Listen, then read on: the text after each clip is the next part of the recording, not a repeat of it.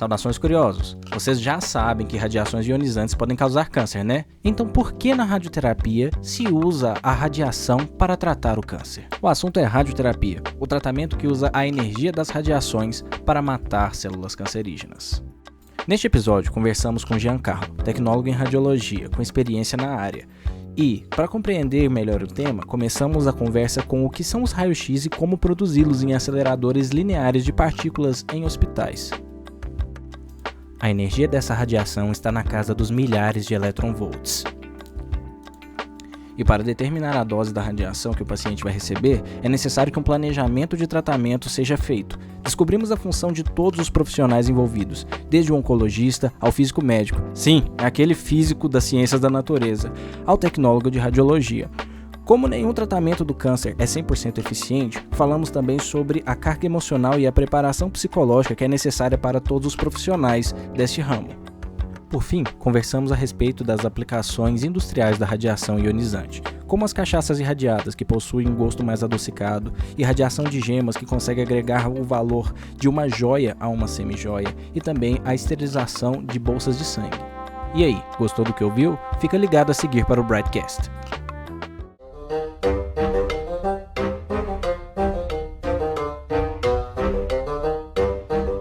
Curiosos, eu sou André Tavares. Meu nome é Alan de Mello. E bem-vindos a mais uma edição do Brightcast. Hoje a mente brilhante que vem nos abrilhantar com seu conhecimento, Giancarlo Aquino, formado em radiologia pela UFMG. Atualmente ele atua na área de radioterapia.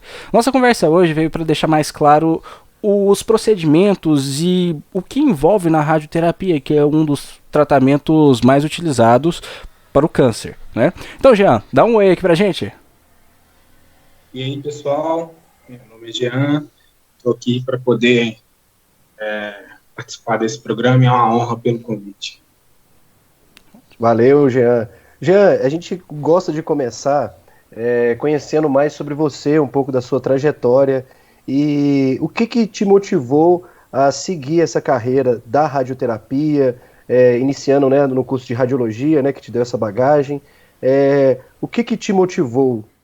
A história é um pouco diferente, né? Eu, na verdade, entrei no curso de física, sempre fui muito curioso, sempre gostei de entender o porquê das coisas, sempre perguntando por quê, e aí, quando eu saí do ensino médio, eu não via muito, né, o que fazer, assim, eu queria fazer algo que brilhava nos olhos, né? Sempre tive um olhar para a física que era diferente. Então, acabou que eu entrei para o curso de física, né? Fiquei um tempo no curso, né? Fiquei até o terceiro para o quarto período. Acabou que, devido a vários problemas, né? Eu passei, família, etc., né? Dificuldades, acabei entrando no curso de física e nesse meio período eu tinha dois primos, dois familiares aí que eram do curso de radiologia. E no churrasco eles falaram, pô, você gosta de física e tal, né? Nunca pensou em radiologia, uma área mais voltada para a prática e tal, e eu nem conhecia, né? Eu gostava de física pura, virava nas equações, né? Gostava da parte matemática, de toda essa viagem aí, eu nem conhecia. Eu falei, não, nessa noite, né, tomando uma cerveja, comendo churrasco e tal, eu cheguei em casa meio breaco e pesquisei sobre radiologia e gostei, né? Da parte ali que envolvia radiações, né, envolvia a parte de diagnóstico, de tratamento e tudo mais, e fim de papo, acabou que eu saí da física e acabei caindo na radiologia na UFMG. Mas dentro do curso de radiologia? Dentro do curso de radiologia.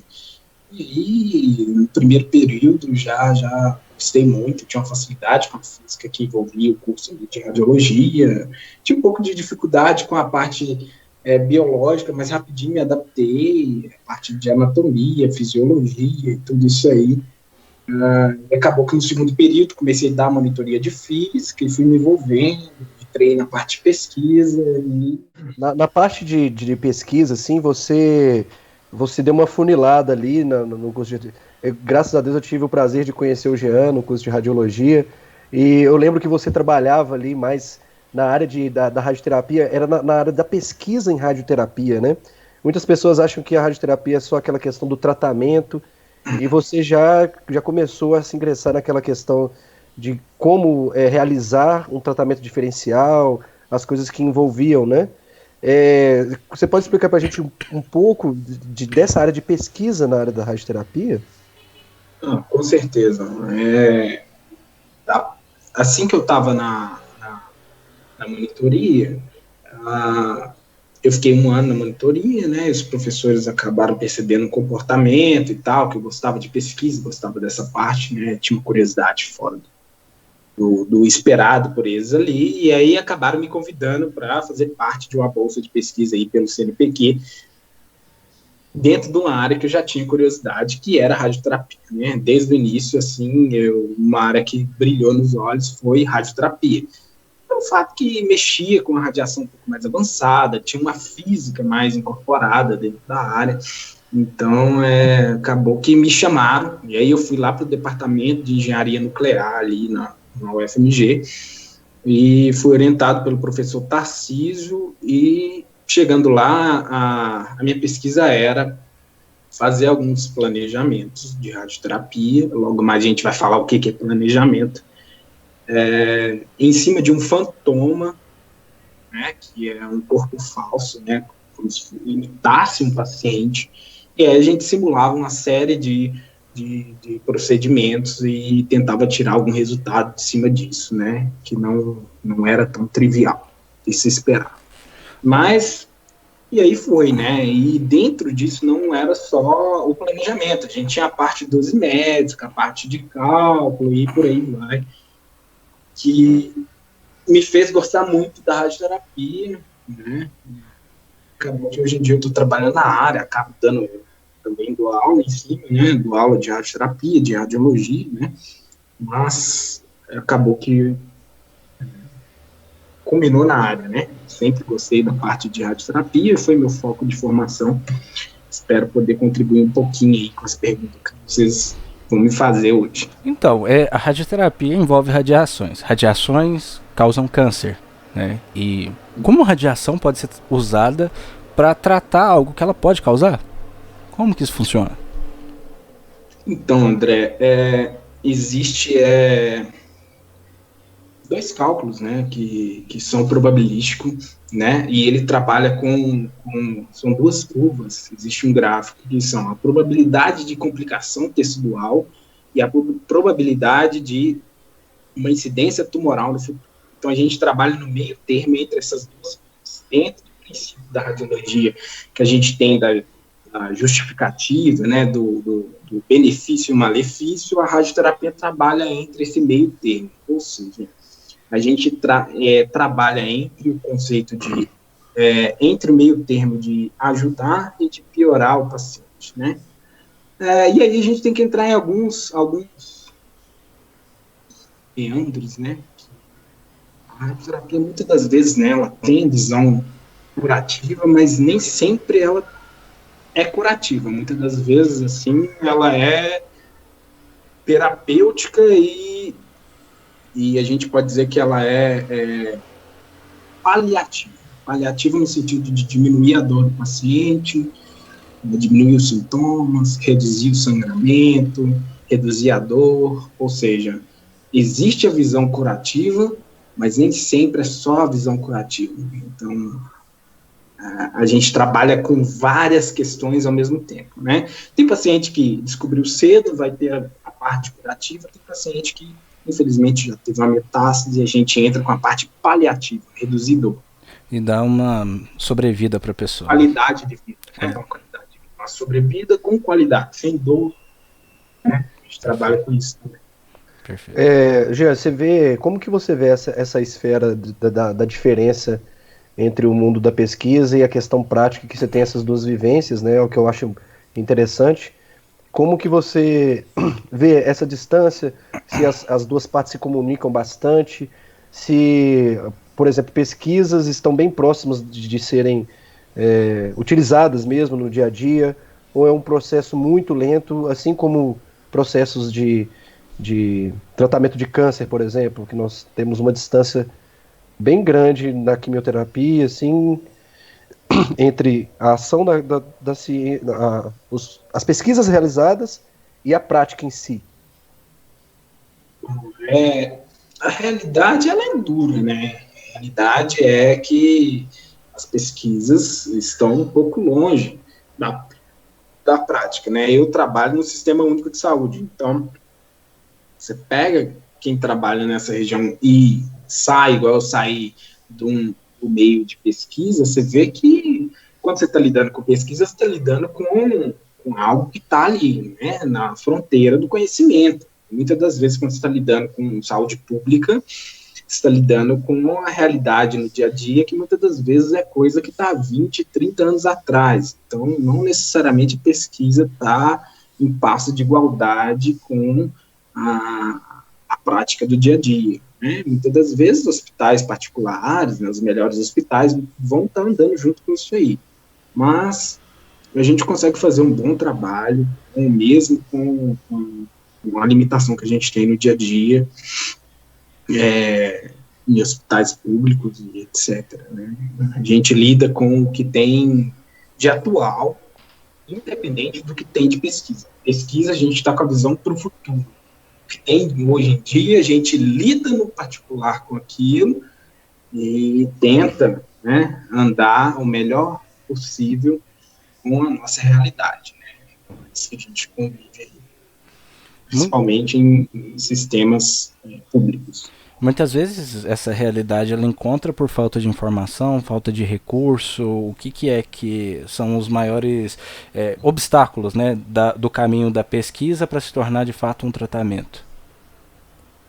A questão de falta de informação. Informação existe. Você tem a Sociedade Brasileira de Radioterapia, você tem a Associação Brasileira de Física Médica, todo mundo anda em conjunto ali. A questão é conversa mesmo, né? Você pega um hospital de ponto, né? Nós não vamos citar nomes aqui, mas você pega um hospital de ponto, ele tem um acelerador linear de última tecnologia. Você pega um hospital mais simples, você tem um acelerador linear que está há 30 anos defasado. Os dois entregam a mesma dose? Entrega a mesma dose. A diferença é que, às vezes, o que é mais evoluído, ele entrega a dose um pouco mais conformada, que a gente fala. A dose ela é um pouco mais localizada, um pouco mais precisa. A homogeneidade da dose de radiação que a gente deposita ali, ela é um pouco mais precisa, vamos dizer assim. Hoje, isso aí já abre um escopo que é essa máquina aí, né? Essa máquina gigante, misteriosa. Como que essa máquina funciona e como que ela entrega essa dose de radiação no tumor, assim. Como que a gente vai ter certeza que está tratando somente uma região e como são esses planejamentos? A pergunta ficou muito extensa, mas um foco na máquina, assim. Pergunta fundamental para a gente poder render o assunto daqui para frente, né? Senão eu fico falando algo que às vezes a gente não introduz.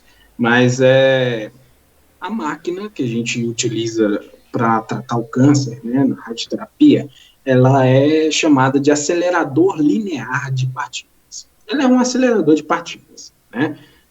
Todo mundo já deve ter ouvido falar de acelerador de partículas, né? Você tem um acelerador, você tem o CERN, né?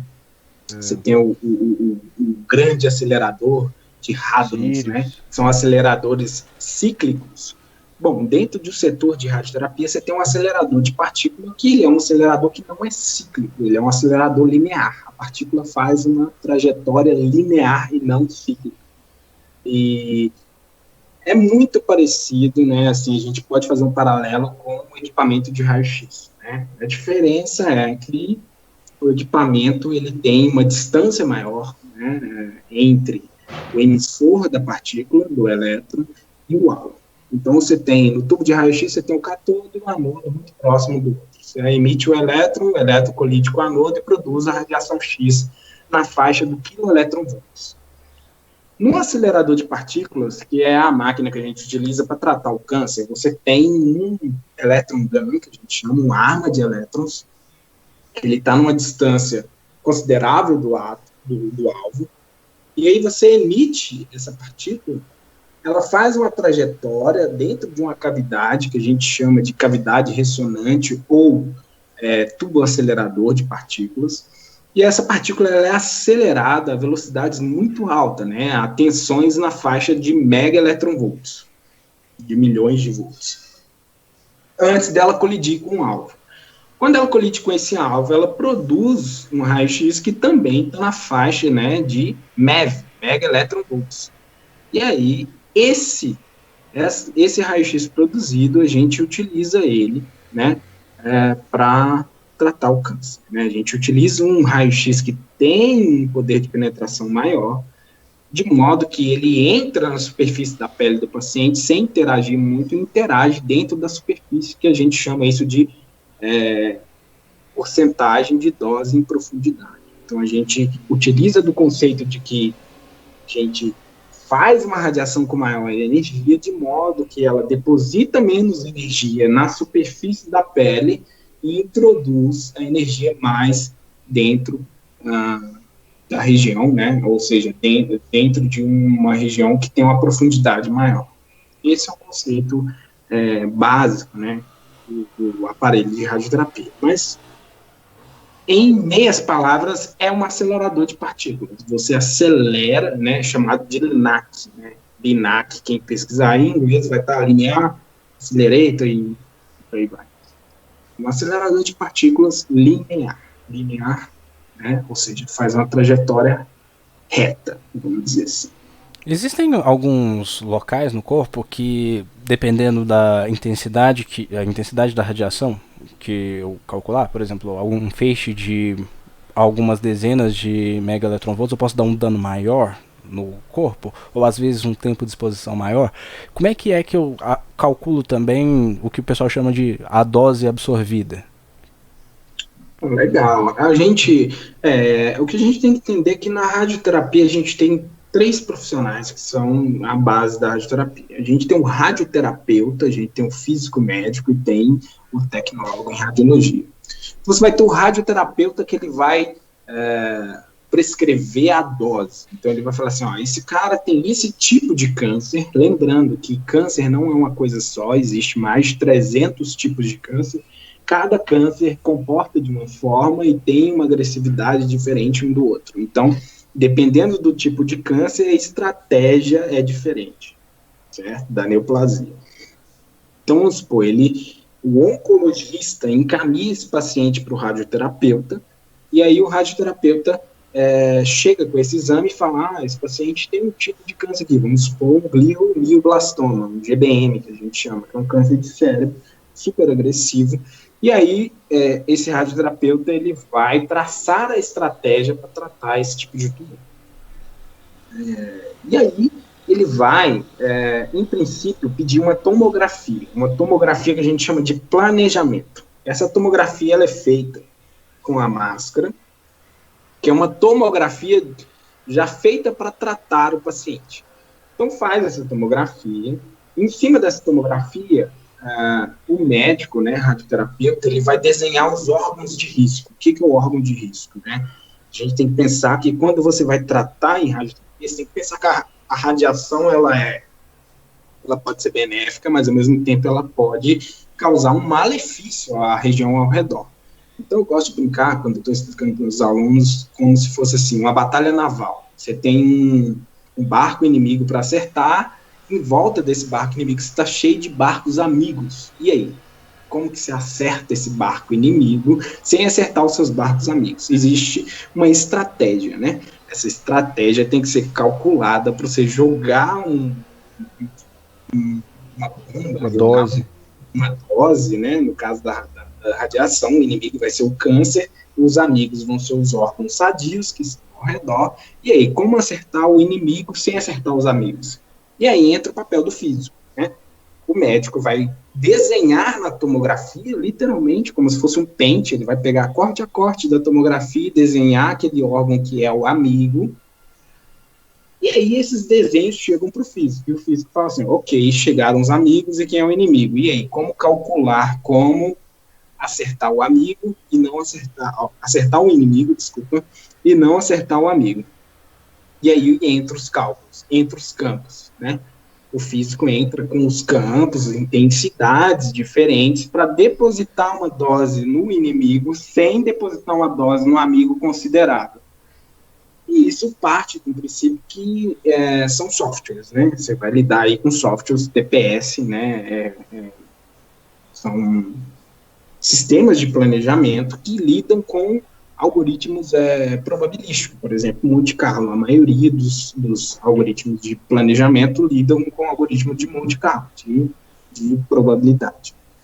Então, o físico vai fazer esse planejamento e ele não vai decidir se está ok ou não por conta própria. Existem documentos internacionais, né? A gente tem aí as normas aí, CRU, que é a Comissão Internacional de Medidas e Unidades Radioativas, que ela determina os valores específicos de dose que o pulmão, o coração, a traqueia, o esôfago, qualquer órgão do nosso corpo, ele pode receber. Então, se eu estou tratando mama, os órgãos de riscos que a paciente está tratando de mama é o pulmão, o coração, né, o esôfago, a traqueia e por aí vai, a mama contralateral. Quanto que esses órgãos que estão sadios podem receber de radiação?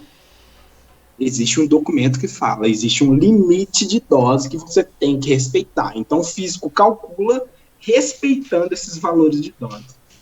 Quando ele calcula e o valor prescrito pelo radioterapeuta está aceito, desde que ele não ultrapasse os valores preconizados por essas normas dos órgãos de risco, a gente fala que o planejamento está ok. O planejamento do físico está ok, está aprovado, e aí ele aprova esse planejamento, esse paciente vem para a gente, nós, tecnólogos, né, no caso, e com esse planejamento, a máquina entende esse planejamento. Todas essas posições geométricas, a máquina reconhece essas posições. A função nossa é colocar o paciente na máquina, deslocar para essas posições geométricas, fazer o deslocamento de forma que da tomografia a gente consiga deslocar para a região de tratamento, sem errar o alvo. A gente faz uma marcação do paciente e, dependendo do tratamento, 20, 15, 30 dias seguidos, a gente tem que reproduzir a mesma coisa todo dia, entregar a dose do jeito que foi calculado. Então, tem 3 profissionais. Um decide qual a dose e a região, o outro calcula e o outro entrega. Então, você tem o médico, o radioterapeuta, você tem o físico médico, você tem o tecnólogo que entrega a dose. Agora, Jean, já me veio à cabeça aqui que é uma coisa que às vezes a gente vê do profissional, do tecnólogo, que você recebe toda essa massa de informação e entrega para o paciente. Ok, mas aí vem a questão humana, né? O paciente, esse dia a dia, pessoas, né, que estão numa situação bem delicada, né, para chegar a fazer esse tratamento. Tem pessoas que você já havia falado comigo, né, que em uma semana, você trata a pessoa, uma semana depois, aquela pessoa, você sabe que você não vai ver ela mais e tudo mais. Passar isso para o pessoal, que é justamente esse dia a dia, o seu trabalho mesmo, toda essa carga, né, e tem que ser um profissional diferenciado, né? Bom, a sua pergunta é interessante, né, e é realista. A gente tem que saber que o ser humano é adaptável, né? Todo mundo se adapta a qualquer coisa, basta querer. Mas a gente não está lidando com algo simples, né? A gente, em oncologia, no setor de oncologia, você tem que estar disposto a vir aqui. Você está lidando com pessoas numa sensação, né, num momento muito sensível. Você está lidando com pessoas, com familiares, acompanhantes num momento muito sensível, então você tem que literalmente viver aquilo ali, né? Não é simples, né? Você está lidando com várias emoções. E quando a gente fala no setor de radioterapia, no Sistema Único de Saúde, né, a gente tem um tempo médio de 15 a 20 minutos por paciente. Você pega aí um tecnólogo, né, um profissional de radiologia, trabalha 4 horas e 48 minutos. quase 5 horas. 15 a 20 minutos por paciente, em um horário de um expediente seu aí, você lida com 30 a 35 pacientes em média.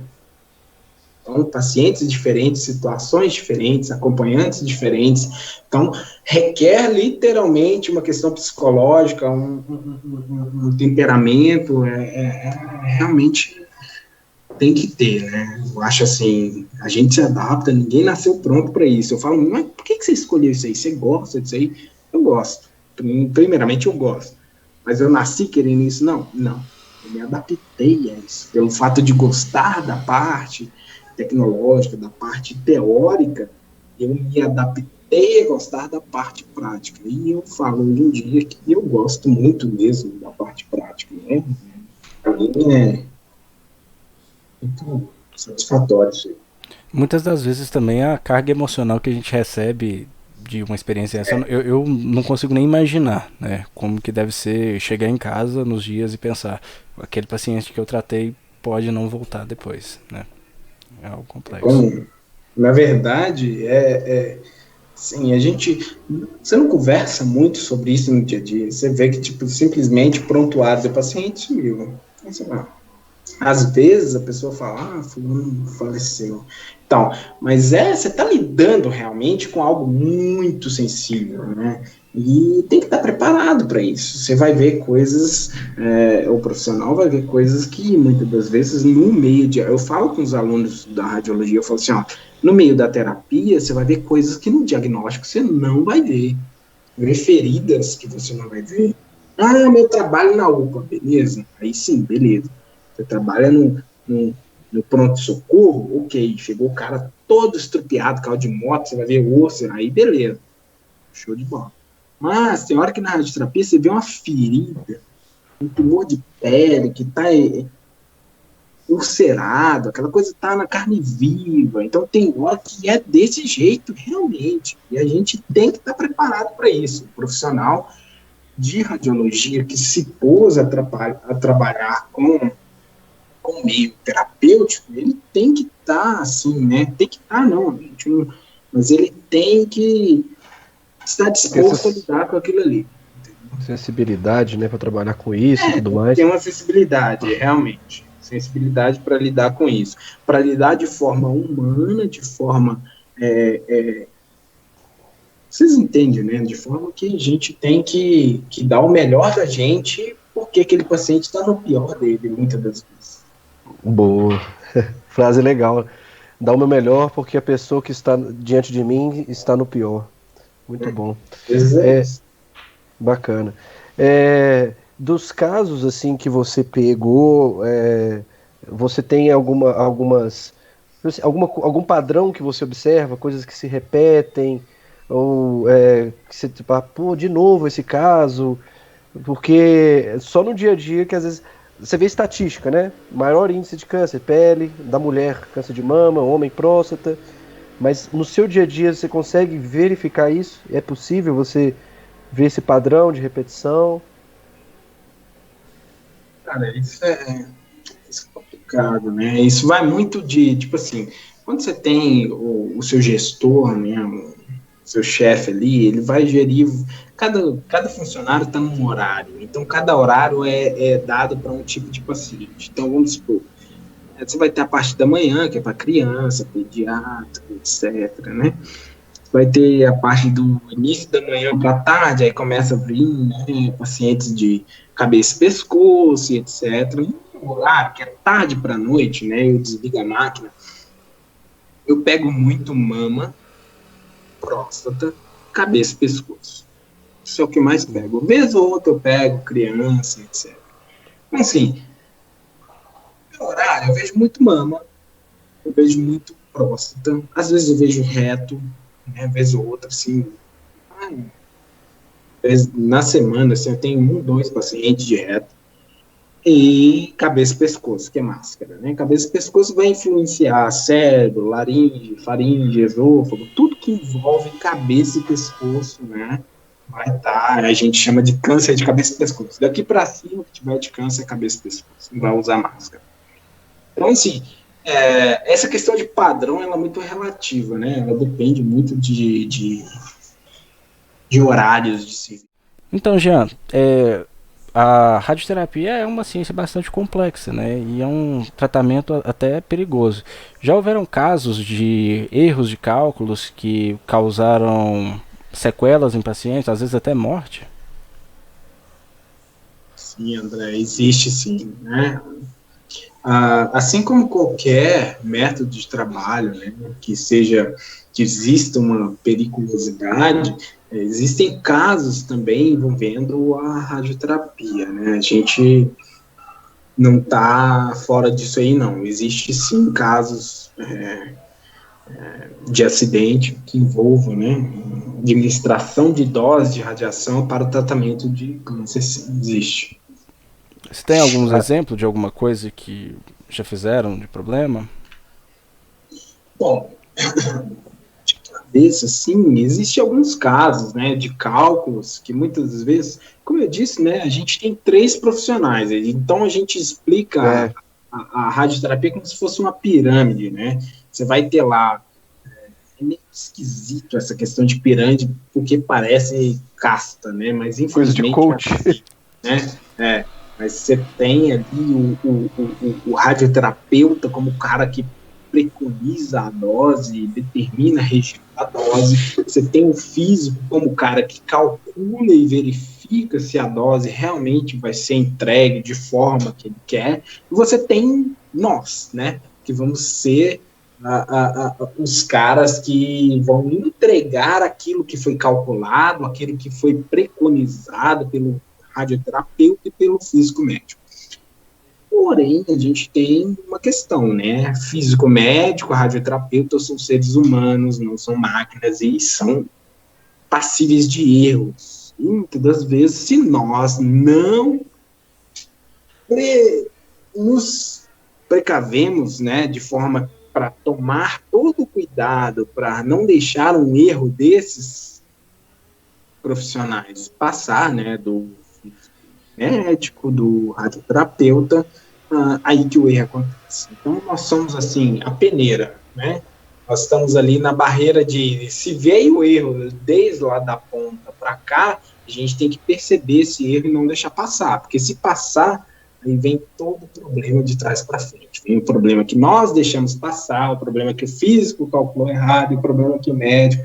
E aí, né, tem uma série de erros. E existe alguns casos, sim, de doses serem administradas 10 vezes maiores, né, mais do que o normal. Às vezes a dose tinha 1 unidade, foi entregue 10 vezes maiores, né? Eu penso assim, às vezes uma vírgula no lugar errado, ou um 0 no lugar errado, já faz toda a diferença na radioterapia, né? Isso até na colocar um 0 a mais ali.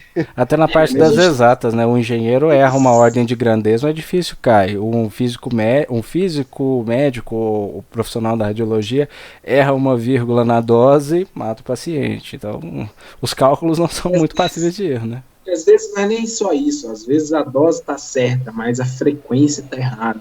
Então, assim, era 15 frações, era só 15, mas na verdade foi preconizada 25, você está dando 10 a mais, entendeu? Então, assim, quando eu estou falando de frequência, o cara tinha que ir lá 15 dias, na verdade estava lá 25, não era 25, era 15, aí você deu 10 a mais. Então, assim, a gente tem que tomar cuidado com isso, e aí existe uma conversa entre o profissional de radiologia e o físico médico, a gente está assim, a conversa o tempo todo a gente está junto. Então, vem cá, início do tratamento, ele vai lá, isso aqui, tá? Então, a gente conversa o tempo todo. O físico, mais do que qualquer outra área, o físico e o profissional de radiologia, eles estão, assim, junto. O físico médico e o profissional de radiologia estão o tempo todo em contato, o tempo todo conversando. E o tempo todo eu tô com o telefone, fulano de tal, é isso aqui mesmo? Não, beleza. Tá entendendo? O tempo todo eu tô, o início de tratamento, físico vem olha a distância, a gente chama de SSD, né, distância da fonte emissora para a pele do paciente, né, source skin dose, distância fonte pele, E o tempo todo ele está ali em conjunto com a gente. Então, a conversa do físico com o profissional que entrega a dose, ela é sim, íntima. Essa é a questão, tem que ser íntima, porque se não for, aí que acontece o mesmo. Porque, como eu disse, em um horário de 4, 5 horas, você está tratando no sistema de saúde aí, no sistema público, você está tratando 30 a 35 pacientes, diversos tipos de tratamentos diferentes, planejamentos que o físico faz diferente, complexidades diferentes, e aí que entra o erro. O erro entra na quantidade. Então tem que ser muito... A conversa tem que ser íntima. Opa, vamos andar alinhado aqui, porque senão o erro passa. Comunicação, né? Que é essencial. Em qualquer trabalho, né? Nesse mais importante, por tratar de algo tão sério. Exatamente. A comunicação tem que ser assim, ó. Direta. É uma dúvida que eu tenho, né? O que acontece, pelo menos na área da engenharia, quando o engenheiro faz um erro e um viaduto cai, ou sai um shampoo que faz um monte de gente ficar careca, etc, né? O engenheiro geralmente é o responsável por isso, né? Uma barragem rompe, e todos esses profissionais eles respondem de forma civil e respondem penalmente por tudo que eles fazem. Por eu não ser da área da saúde, eu não sei como que são esses procedimentos. Um erro desses, por exemplo, administrar 10 grays, que é uma dose letal, em uma vez, na cabeça de uma pessoa, ocorreu esse acidente, as pessoas contestam, o profissional ele pode ser, ou a rede de profissionais pode ser processada por isso? E quem que é responsabilizado? Quem é responsabilizado também? Com certeza existe com certeza existe uma responsabilidade jurídica aí em cima, né? Quem vai ser responsabilizado, é claro que vai o profissional que carimbou ali, né? O físico médico responsável. Muitas das vezes, né, no setor de radioterapia, você vai ter um físico médico residente, assim como médico, você tem um residente, que é o cara que está passando por uma residência, você tem o físico médico responsável.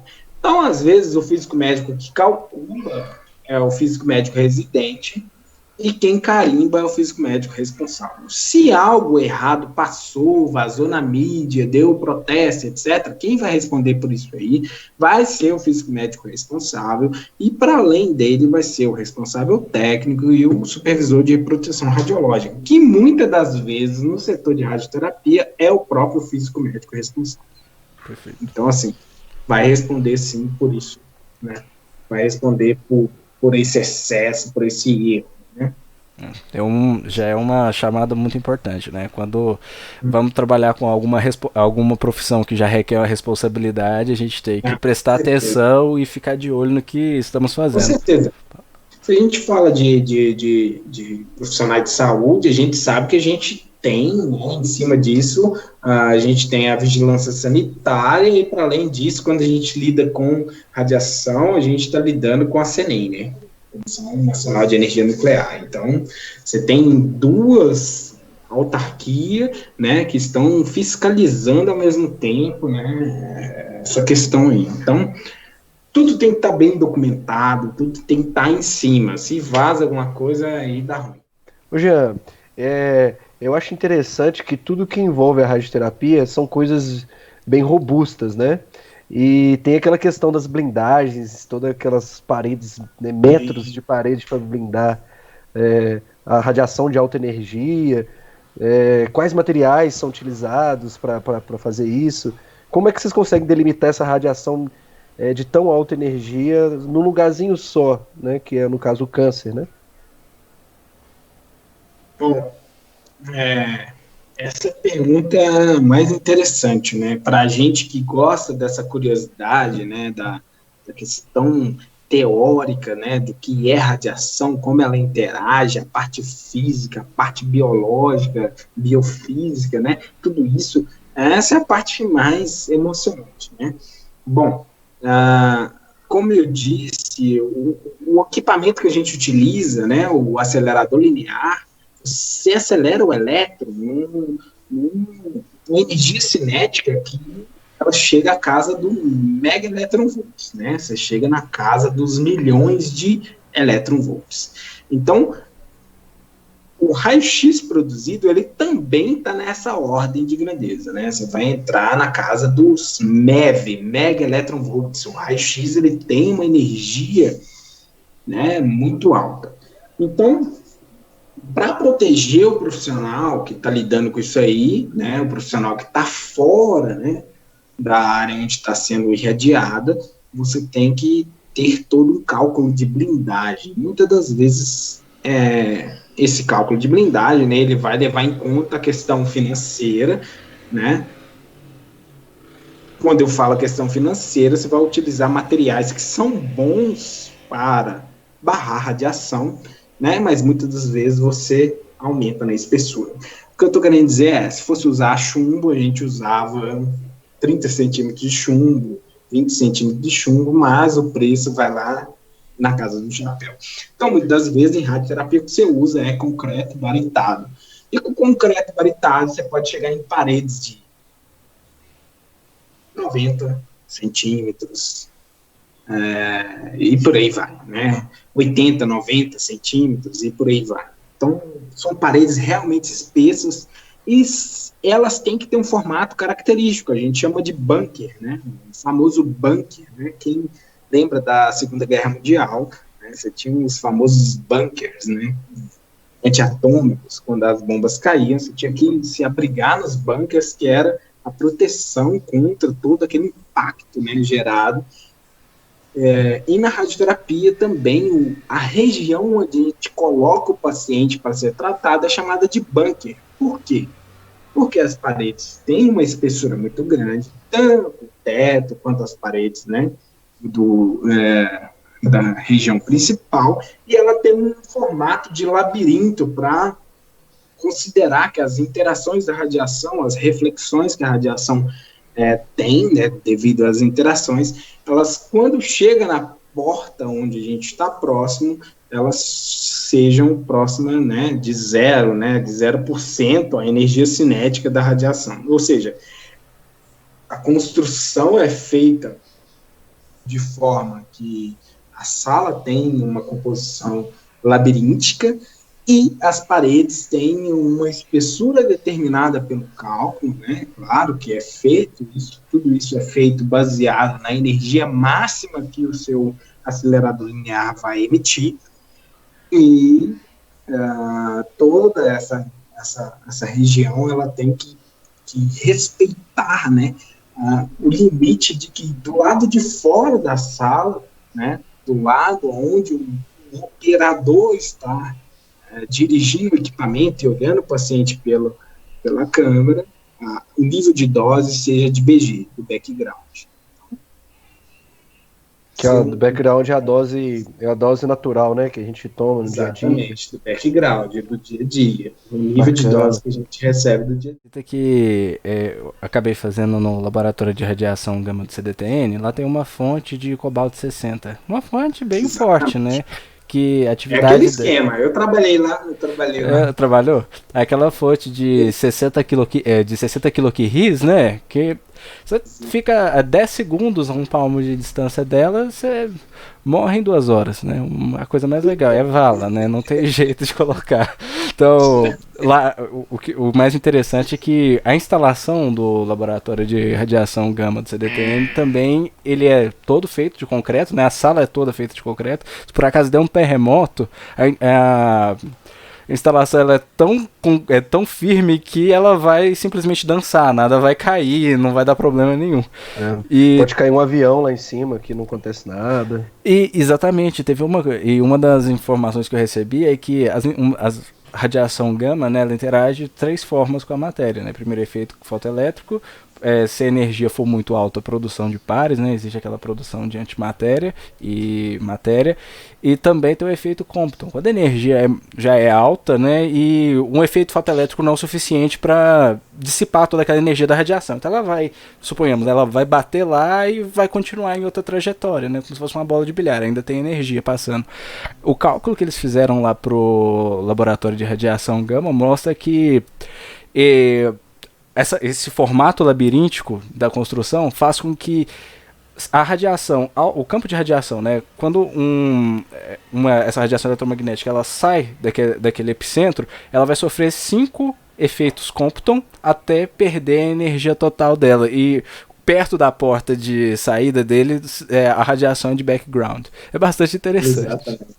Show de bola. Muito bom. Isso é maravilhoso, né? Uma das coisas mais curiosas, quando eu fiz o estágio lá nesse radiador, no LIG, né? A gente encostava na chaminé, a chaminé estava quente. Aí você fala, desculpa pelo palavrão, mas é tanta irradiação gama que a chaminé tá quente. A gente colava as pedrinhas lá, o trem tava quente. A gente chegava com o Geiger lá, entrava na sala. Você tem que esperar um determinado tempo, porque a radiação gama, quando ela interage com o ar atmosférico, ela gera o radônio, né? Sim. O radônio, que é um gás radioativo. Então você tem que esperar os exaustores e retirar o radônio. Você já entra com o Geiger e já tá... Você, nossa, morrendo de medo. Será que eu vou assumir esse risco? Né? Não, quando eu entrei lá, eu entrei morrendo de medo, né? Quando tem a acionação do irradiador, você tem um monte de barulho de sirene, pé, fazendo um barulhão altíssimo. Quando a fonte está sendo içada, né? Você tem os cabos de aço lá, foi da pé, e quando ela está descendo também. Então existe assim como no LIG, né, que é um radiador gama lá, industrial, você tem todo um sistema de segurança redundante, ou seja, se você não fecha, cancela, você não consegue irradiar, se você não fecha direito a porta, ou seja, existe todo um sistema, você tem que virar uma chave dentro da sala para você conseguir irradiar do lado de fora. Então existe todo um sistema de segurança para não fazer nada errado. A radioterapia funciona do mesmo jeito. Ou seja, existe todo um passo de segurança que se você não fez o primeiro, o final não vai dar certo. Mas visitando pela primeira vez dá um medinho, não dá? Eu fiz o estágio lá e falar a verdade, você acostuma na primeira semana, depois você vira peão, você tem que carregar pedra, porque o povo adora, a maior coisa que você faz lá é irradiar pedra, irradiar gema, né? Falar pedra para um geólogo é matar o geólogo de raiva, né? Irradiar gemas. Então você irradiar gema. Material cirúrgico, né? Chegava um monte de caixa de material cirúrgico. Porque a gente faz tipo um autoclave, né? No hospital você tem um autoclave que a temperatura, você mata os germes. O radiador gama lá, né? O LIG, você usa a radiação gama para poder fazer a exterminação germicida, né? E etc. E é maravilhoso, né? Cara, tipo, a gente pegava caixas de hambúrguer de micro-ondas infectados por infectados por micro-organismos em geral. Não, era tipo umas paradas, negócio coliforme, tipo, de fezes, tá ligado? Você irradia, já era. Acabou. Não dá nada. Muito bom. O mais legal de trabalhar com isso, né? Pedras semi-preciosas, quando são irradiadas, elas viram pedras preciosas. É o mais interessante, né? Boa parte. Incrível. A galera é muito rica, cara. O pessoal que observou isso já tá ganhando muito dinheiro, né? E é um serviço assim. Pedras que valorizam 300%, cara. Absurdo. Esquisito. É muito íntimo, mas eu lembro na época do estádio, tinha um cara que ia, o cara ia de caminhonete, tipo um fazendeiro e tal. O cara chegava com uns pacotinhos pequenininhos e eles não deixam a pedra aparecer, né? Eles empacotam todo o saquinho com aquela fita crepe branca e escreve a dose. Eu quero aqui 80 grays. Aí você tem que 80 grays, aí você calcula, porque é uma fonte, né? Quantos dias na distância de tal? 1 metro, tantos dias. Não, vamos colar na fonte. 2, 3 dias. Nossa. Ao invés de ficar 1 semana a 1 metro, ficava 2, 3 dias na fonte. Você vê a distribuição, o degradê, né, que vai gerando da radiação. Quando chegava muita coisa, que era balde de pedra, aí falava assim, nossa, chegou uma caminhonete cheia de lata de pedra aqui, né, aquela dose baixa, vamos fazer aqui um círculo em volta da fonte a 1 metro. A gente pegava a trem e fazia aquele círculo, assim, pá, enchia de pedra. Ah, não, esse aqui o cara quer uma dose muito alta, então vamos colar ela na fonte. Aí a fonte a gente chamava de chaminé, né? O chaminé é aquele arco de metal, assim. A gente colava a pedra, colava, que a gente fala assim, passava um arame mesmo, né? Enrolava ela lá, deixava 2, 3 dias para entregar a dose ali de 80, 100 grays. Na atividade da fonte, isso é lembrando que o André falou que 30 grays já mata uma pessoa. Não, 10 já mata, né? Imagina... Aí você atinge umas cores muito doidas, né? Que eu ficava conversando com os pedristas lá e tal. Você atinge rubilemita, que é tipo a cópia do rubi, né? Uma cópia, uma pedra vermelha tão igual quanto o rubi. Aí você atinge umas cores, lógico que também depois da irradiação precisa do tratamento térmico, né? Pra perder um pouquinho daquele. A pedra sai pretona de lá, né? A gema sai pretona. A questão do tratamento térmico é para ela manter a cor, para ela não perder ao longo do tempo, entendeu? Entendi. Ela ganha a cor. A questão do tratamento térmico é para ela manter, né? Você deu o restinho de energia ali para os elétrons. O pessoal para quem falava tem que isso, saltar. a curada, né? Tem uma liberação dos elétrons que ficaram aprisionados naquelas armadilhas. Esses efeitos radiocrômicos são muito legais. Nossa, isso aí é um universo que a gente podia até chamar alguém para falar disso aqui. Sim. Você falou de efeito radiocrômico. Eu trabalhei com filme radiocrômico na minha pesquisa, com tratamento em radioterapia, né? Que aí já é a parte dosimétrica, né?